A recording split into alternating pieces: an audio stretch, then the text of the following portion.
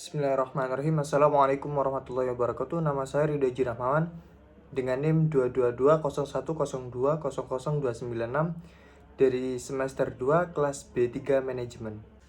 Baik, di sini saya akan menjelaskan dari subbab kepemimpinan. Kepemimpinan dalam organisasi. Sebuah organisasi, kelompok maupun perusahaan pasti membutuhkan seorang pemimpin yang dapat membantu mengarahkan anggotanya untuk mencapai tujuan bersama. Dalam hal ini, pemimpin yang dibutuhkan pastinya harus memiliki jiwa kepemimpinan sebagai bagian dari manajerial. Setiap orang pasti pernah merasakan menjadi seorang pemimpin, entah itu di lingkungan sekolah, tempat kerja, pertemanan, keluarga, atau untuk dirinya sendiri. Momen tersebut akan membantu memunculkan kualitas dan gaya kepemimpinan dalam diri seseorang. Pemimpin bukan sekedar memerintah orang di bawahnya. Sosok pemimpin membantu diri mereka sendiri dan orang untuk melakukan hal yang benar. Kepemimpinan adalah tentang memetakan kemana kita harus pergi untuk berhasil sebagai tim atau organisasi.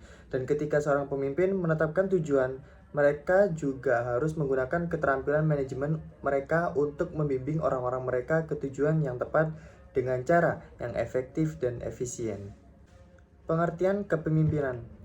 Kepemimpinan berasal dari kata pimpin yang artinya mengarahkan, membina, mengatur, menuntun, menunjukkan, atau mempengaruhi. Pemimpin adalah orang dengan kemampuan untuk mempengaruhi atau memandu sekelompok atau pihak. Kepemimpinan merupakan kekuatan yang memiliki pengaruh besar terhadap kesuksesan suatu organisasi dan perusahaan. Seorang pemimpin harus dapat mengarahkan organisasi untuk dapat mencapai visi yang sudah ditetapkan. Secara umum, pengertian adalah kemampuan yang terdapat dalam diri seseorang yang mempengaruhi orang lain dan mengarahkan pihak tertentu guna mencapai tujuan. Kepemimpinan dapat diartikan sebagai kemampuan seseorang dalam mengelola serta mengarahkan sekelompok dengan efektif dan efisien untuk mencapai tujuan. Kepemimpinan memiliki dua konsep dasar, yakni ilmu dan seni. Ilmu kepemimpinan merupakan teori kepemimpinan yang bisa dipelajari dari berbagai sumber, bisa dengan pelatihan leadership, membaca buku, dan diskusi.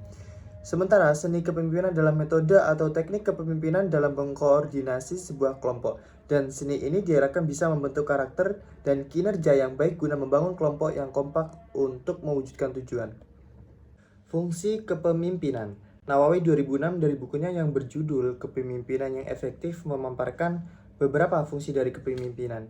Pertama, fungsi instruktif yang bersifat perintah. Fungsi instruktif memposisikan pemimpin sebagai pengambil keputusan serta pemberi tugas kepada para anggota, sementara anggota hanya bertugas menjalankan instruksi yang diberikan. Yang kedua, fungsi konsultatif. Fungsi konsultatif bersifat dua arah. Fungsi kepemimpinan menempatkan anggota organisasi atau bawahan melakukan konsultasi dengan pemimpin dalam mencari solusi terbaik dalam mencari tujuan bersama. Fungsi partisipasi dalam pengambilan dan keikutsertaan. Partisipasi mengarah pada keterlibatan mental dan emosi seseorang dalam mencapai sebuah tujuan dan adanya pertanggungjawaban di dalamnya. Fungsi delegasi memiliki arti perwakilan kepemimpinan dengan fungsi delegasi, memuat pemimpin mendelegasikan suatu wewenang kepada orang lain atau anggota yang sesuai. Kelima, fungsi pengendalian atau fungsi pengendalian para anggota suatu proses pengaturan berbagai faktor dalam suatu organisasi atau perusahaan. Fungsi pengendalian dalam kepemimpinan dalam arti pemimpin mengendalikan semua aktivitas atau pekerjaan. Hal ini agar mengerjakan dan menyelesaikan efektif untuk mencapai tujuan. Ciri-ciri seorang pemimpin yang baik dalam organisasi. Kepemimpinan adalah bagian penting dari manajemen yang membantu memaksimalkan efisiensi dan untuk mencapai tujuan organisasi. Beberapa poin penting menjadi seorang pemimpin dalam organisasi. Pertama, memulai inisiasi. Pemimpin adalah orang yang memulai pekerjaan dengan mengkomunikasikan kebijakan dan rencana kepada bawahan dari mana pekerjaannya sebenarnya dimulai. Yang kedua, memberikan bimbingan. Seorang pemimpin tidak hanya mengawasi tetapi juga memainkan peran untuk membimbing bawahannya. Membimbing yang dimaksud adalah memberi instruksi pada bawahan bagaimana cara mereka harus melakukan pekerjaan yang efektif dan efisien. Menciptakan kepercayaan.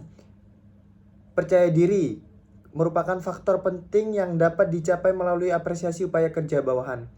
Menjelaskan peran mereka dengan jelas dan memberi mereka pedoman untuk mencapai tujuan secara efektif.